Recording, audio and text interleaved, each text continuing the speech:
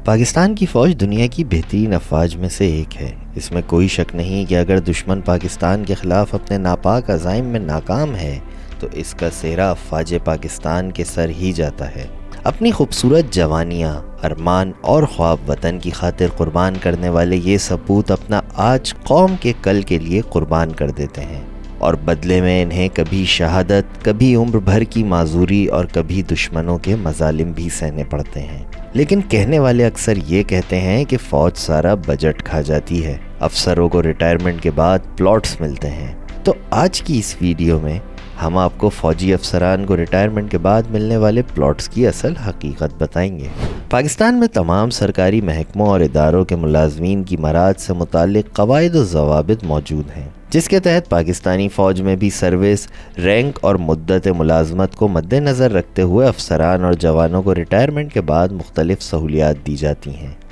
दोस्तों, खिदमात की बुनियाद पर मराद का सिलसिला अंग्रेज़ दौर से ही जारी है, लेकिन क़याम पाकिस्तान के बाद फ़ौजी अफसरान को मराद देने का सिलसिला फील्ड मार्शल अयूब खान के दौर से दोबारा शुरू हुआ, जिसको जनरल ज़िया-उल हक़ और जनरल परवेज़ मुशर्रफ के अदवार में मज़ीद तक़वियत मिली। जनरल अशफाक परवेज़ कियानी और जनरल राहील शरीफ के अदवार में भी अस्करी हुकाम को प्लॉट्स देने का सिलसिला जारी रहा। दोस्तों, यहाँ अक्सर लोग सवाल करते हैं कि रिटायरमेंट के बाद एक जर्नल के पास इतना रुपया आखिर कहाँ से आया, तो इसका जवाब भी आपको आगे चल कर बताते हैं। इससे पहले कि आपको फ़ौजी अफसरान में ज़मीनों की तकसीम के तरीक़ेकार के बारे में बताएं, आपको ये भी बताते चलें कि मुख्तलिफ सरकारी महकमों और इदारों में मुलाजमीन को प्लॉट्स देने की पॉलिसी मौजूद है, लेकिन एतराज़ सिर्फ फ़ौज पर किया जाता है। तो आइए अभी हम आपको बताते हैं कि आखिर प्लॉट्स की तकसीम का तरीक़ेकार क्या होता है। दोस्तों, तनकीद करना बहुत आसान काम है, लेकिन जैसा कि किसी भी चीज़ के हमेशा दो पहलू होते हैं, इसी तरह फ़ौजियों को प्लॉट्स देने के पीछे भी दो अहम बातें हैं।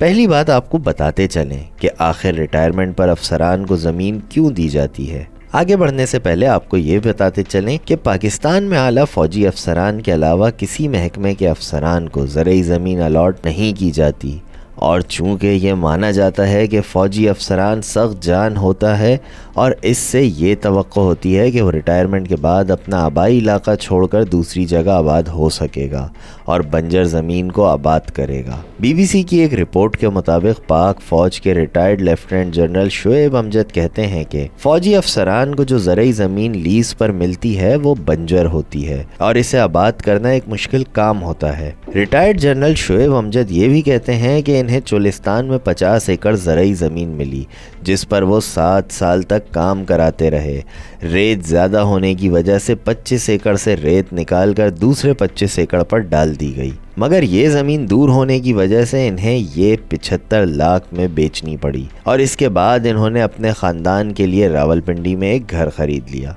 दोस्तों, फ़ौजी अफसरान को मिलने वाली ज़मीन बेचने के लिए GHQ से इजाज़त ज़रूरी होती है। और अब आपको एक मज़ीद हैरत की बात बताते हैं कि फ़ौजी अफसर को मिलने वाली मराद मुफ्त नहीं होती। जी हाँ, आपने ठीक सुना। जो लोग ये समझते हैं कि फ़ौजियों को मुफ्त में ज़मीनें मिल जाती हैं, तो इनकी इत्तला के लिए बताते चलें कि फ़ौजी अफसरान को रिटायरमेंट के बाद जो प्लॉट, घर और दीगर मराद मिलती हैं, उसका ताल्लुक़ फ़ौज में गुजारे गए वक्त से होता है। दूसरी बात तो अस्करी हुकाम बताते हैं कि फ़ौजी अफसर को मुलाजमत के पहले दिन ही एक ऑप्शनल फॉर्म दिया जाता है जो आर्मी हाउसिंग की रुकनियत इख्तियार करने का होता है, और ये रुकनियत हासिल करने वाले को 1 लाख डाउन पेमेंट देना होती है और फिर इसकी तनख्वाह से कटौती होती रहती है। जी, तो अब आपको समझ आया कि ये प्लॉट्स कैसे मिलते हैं। आखिर में आपको ये भी बताते चलें कि ऐसा नहीं कि हर फ़ौजी अफसर को प्लॉट मिल जाता है, बल्कि ज़ाब्ते कार के तहत जब कोई फ़ौजी अफसर 15 साल सर्विस कर लेता है तो फिर वो एक प्लॉट का हकदार हो जाता है। यानी जब तक संगलाख की चट्टानों और बर्फ़ पोश पहाड़ों और दुश्वार जगहों पर 15 साल तक सर्विस ना की तो प्लॉट के हकदार नहीं बने।